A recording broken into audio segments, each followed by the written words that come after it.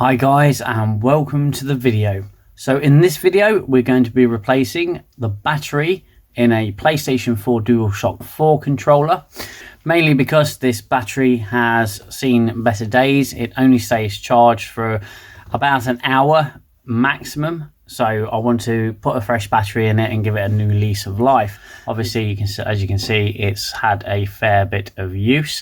What I might also do is, because you have this dent here in the touchpad, I might actually replace the touchpad as well, but we'll see how it goes in the rest of the video.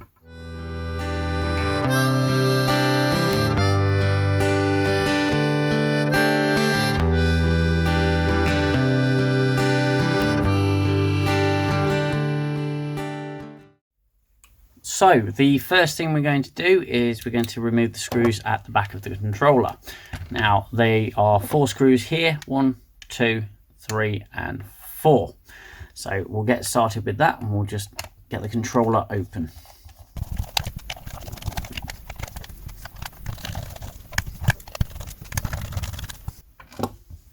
Okay, so now the 4 screws are out of the controller. We're going to have to pry it apart. So you just pull on one side. New controllers will take a little bit of getting loose, so it helps to use a plastic spreader.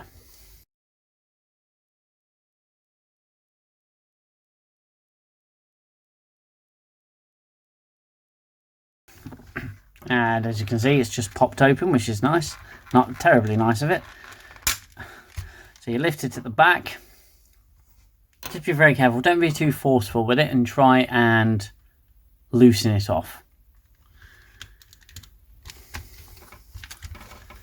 So turn the controller around and you want to get these buttons through these spaces here and it should just lift away. Be very careful of this ribbon cable. Now this controller does charge. There's no issues there. So we're going to be replacing this battery. I'm going to see if I can actually replace the touchpad as well. For the removal of the battery, it's very simple. You just grab, if I zoom in, so you just grab this white bit here. Don't grab this sort of more yellower piece of plastic. We just grab it, give it a bit of a wiggle, and it should pop out like that. And that is the dud battery. Okay, like I say, it stays charged for about 40 minutes, and if that's without the controller actually being used. So we'll put that to one side, and this is going to be the battery that we're going to be replacing it with. It's a fully working battery. It is a known good battery, which is great.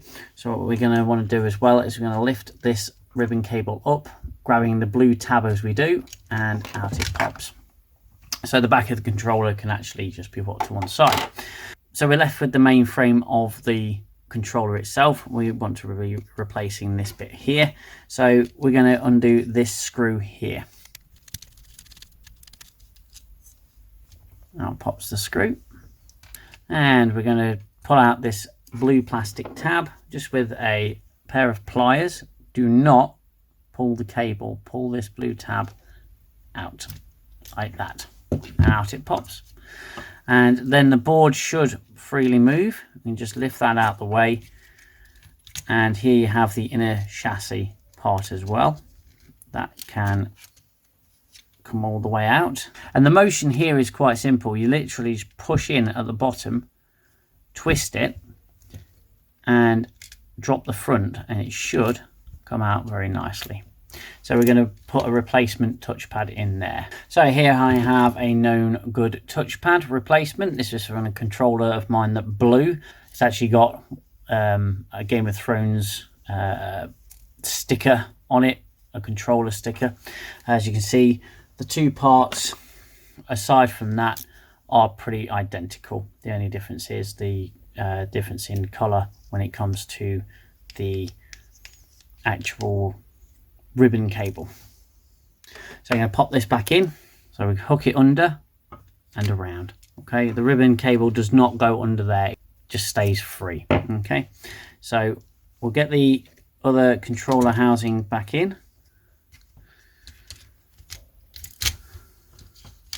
Just make it sit properly in there so everything lines up. That's looking pretty good. And we want to put this board back in place, making sure this ribbon cable is free, and we want to plug this back in to that housing there.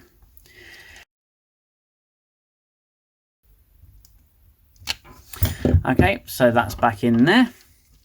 The controller is looking pretty snazzy actually with that sticker. That's not too bad. So we want to put this mounting screw back in to the board, making sure that the board is correctly seated. You'll feel on the other end, on the other side, you'll feel the buttons push out as you do that. So we need to put the new battery in. That's this one here. We're going to set it in place. Just make sure it fits, make sure we've got the right battery. And this white strip here that you see on the top follows that center line there and just slides back in there. And the battery sits neatly in the back. I'll zoom out.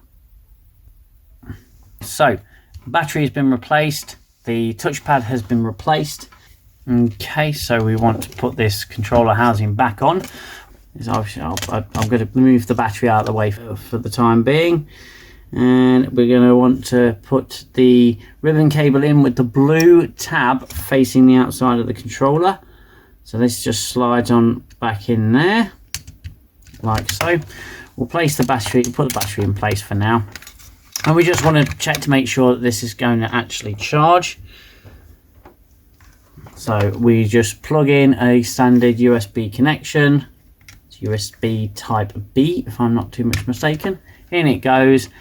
And as you can see, that should be pulsing. So that should go off. There it goes. And that is charging.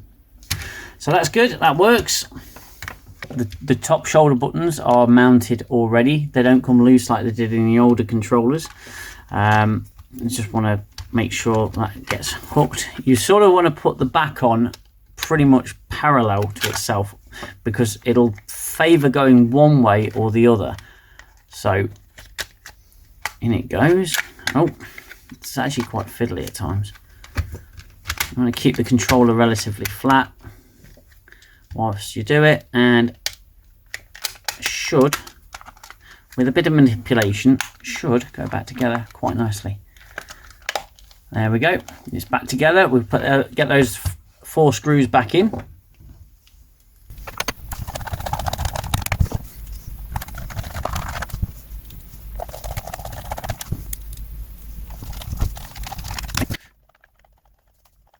And there we have it.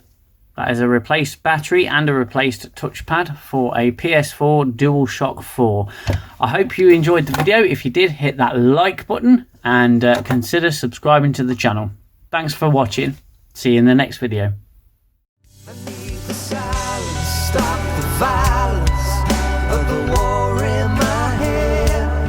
Time's the healer, the eraser of all done and said. And as I fall back to my shelter, I know